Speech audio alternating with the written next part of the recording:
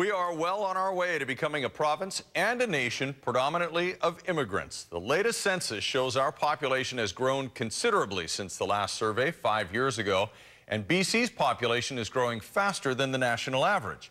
As Romina Dea reports, much of that growth is based on people moving here from other countries. The Korean beer and spirits market is booming for James Hwang, an entrepreneur from Korea who now calls Port Moody home. I sold almost 3,000 cases during the last 9 months. It's a good sale. So huge success. Yeah, in BC and Alberta.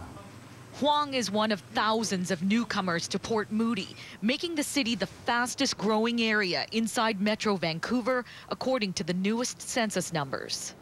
They're bigger townhouses in Port Moody than you would get in Kitsilano or Yaletown. Safe place for people to have their kids and go to the parks, and we have a good school system out here. So it's everything that, we're getting a lot of young families. That's where most of our growth has been.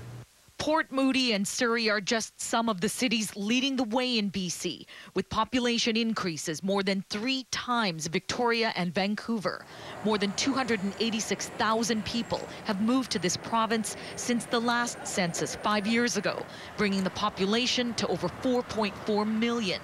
BC is the second fastest growing province in Canada, only second to Alberta. Alberta, high rate of growth, about 10%, and that's what we've seen for the past 2 censuses. But immigration is really the key factor in the growth of BC. An influx of new immigrants isn't the only factor driving BC's population boom.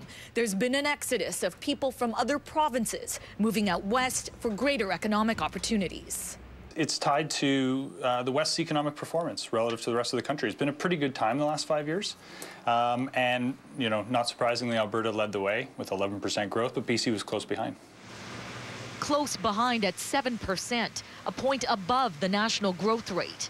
Prosperous projections that can only be sustained, the experts say, if BC attracts more workers.